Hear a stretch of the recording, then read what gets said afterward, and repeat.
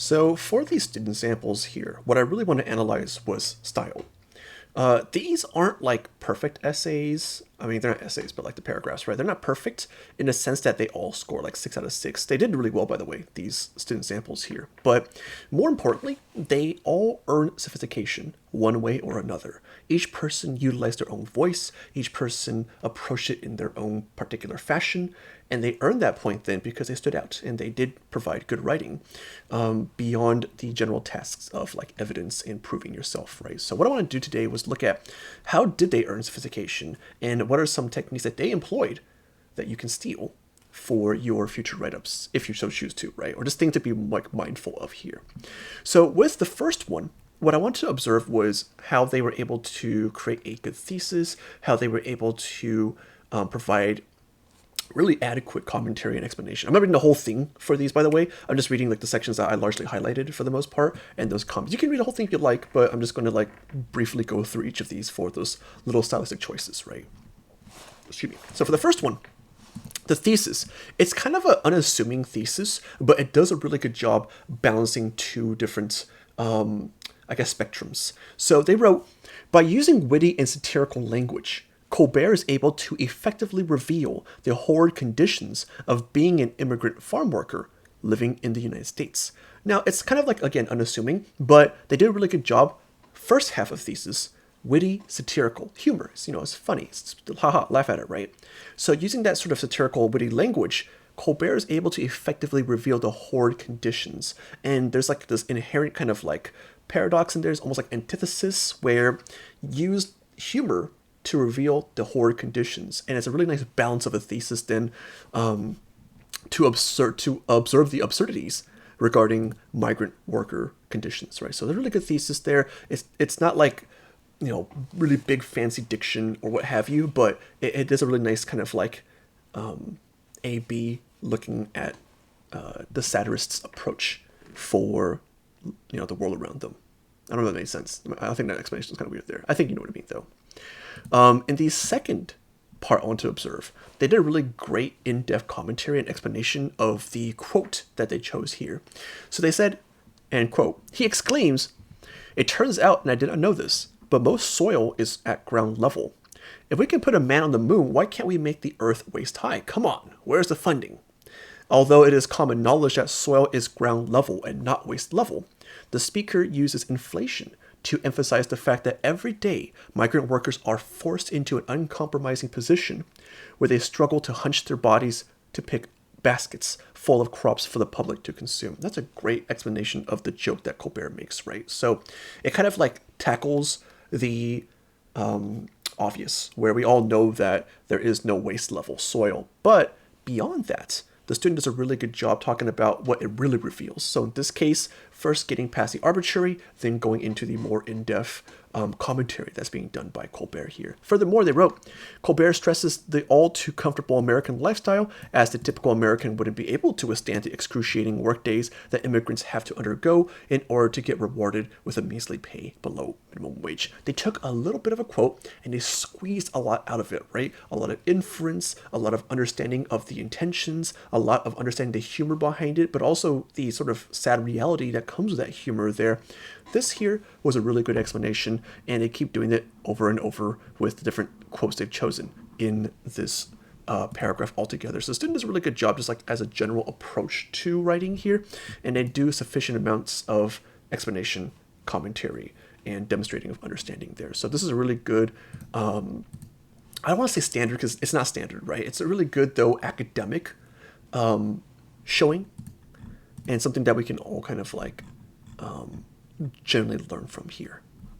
In the second example, this one's different now from the previous. The previous one was more academic and like, more systemic of how they broke it down piece by piece. This one, I would argue, is someone who employs the voice of a satirist themselves, and they also explain the joke in a way that shows that they're paying attention to nuance. So if you look at this first line here, student wrote, Stephen Colbert, a rich white as bread late night TV host, points out challenges faced by immigrants to Congress, the leaders of a country that prides itself on freedom for all by ignoring and shipping the immigrants back to their countries. And I love this because it exposes a lot of American culture just in this one sentence that the student wrote, right? That you have this guy who basically is as detached from that world as possible, advocating for their rights. So there's kind of like a paradox going on here in some ways. It's very contradictory, right? And the student also kind of observes how Congress is usually inefficient and negligent about migrant worker rights. And they're not afraid to say that. They're not afraid to make that joke and to essentially kind of play Colbert in a way in this first paragraph. That's a very kind of like risky move, but they did it really well. They executed it, and they show that they understand that this is a satire piece. Therefore, they're going to approach it, with levity, which means like kind of like a lightness to it there, which is, a really great approach altogether.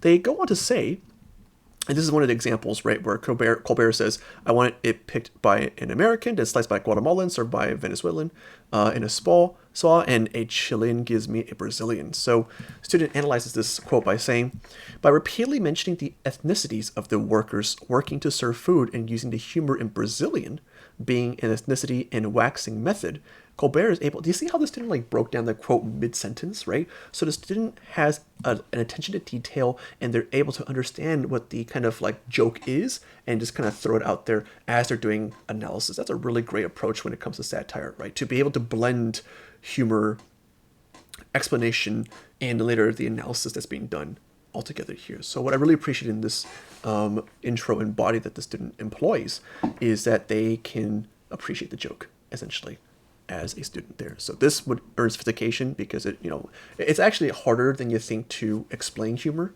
E.B. White, he's an author. He used to say that analyzing a joke is like dissecting a frog. Once you start cutting into it, it kills it, right? So the student doesn't kill the joke, though. They kind of like,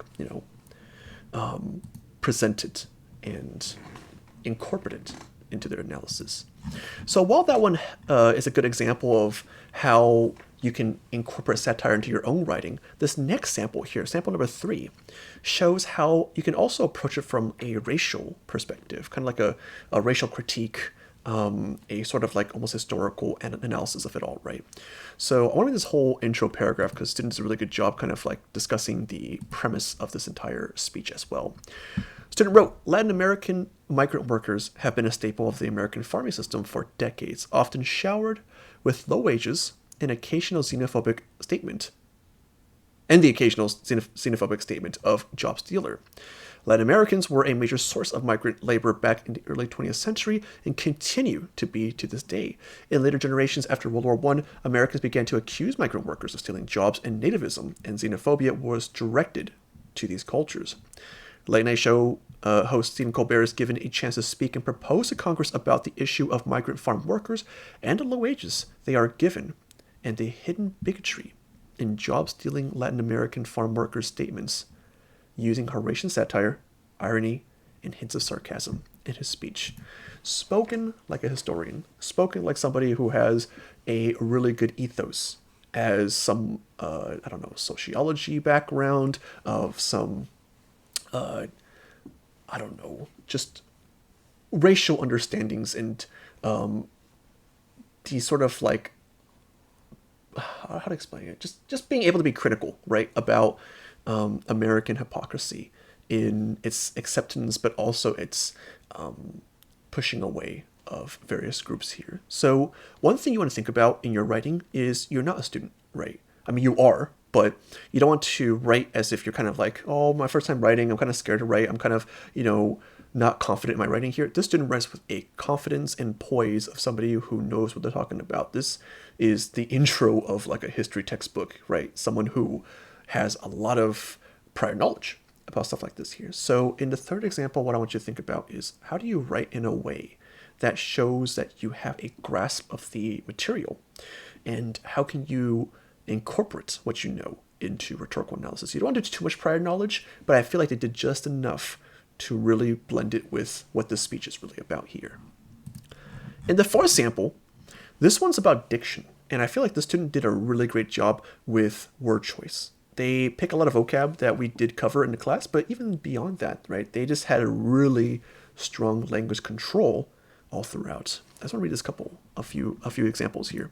They wrote, mockery is a saucy, nice, we had a vocab there, yet effective method of pointing out certain negative aspects of people. During this formal testimony against Congress members, Colbert flippantly employs levity through a caricature mocking higher class arrogant people. Damn, some really great words there. I got not testimony. We got a flippant, levity, caricature. It's blending both devices and really strong vocab choices there, and I really appreciate that. It's a very dense sentence then because of that, right? And it's not every sentence, obviously, but here and there the student will really pick some really careful words to put in play and just add that much more to their paragraph. Even the last line here, where they wrote, Colbert takes this fact and brings it to Congress in this digestible form, the satire, right? Digestible. That's smart, because this whole thing's about crops and, food, essentially, right? So to really think about which verb best fits into place there, almost like a pun as well, the student did a really good job in this choice here. My point today with all these samples is when you're talking about style and when you're talking about sophistication, you really want to try experimenting whenever you can. Once you are ready with evidence, once you feel like you're confident with evidence, how do you get to the next point? You start making some choices that are particular to you, or things that you feel like are fitting for that particular piece, things that aren't just the conventionals of writing, right? So in each sample, we can learn something from each student here. Word choice matters. Ethos matters. Humor sometimes matters. Just having a little personal voice, right? You can keep it personal. You can have a little bit of like personality in there. And also explanation, right? Being able to offer all your inferences and ideas and breakdowns of the author's intentions there. All of this adds to your writer voice and thus gives you sophistication.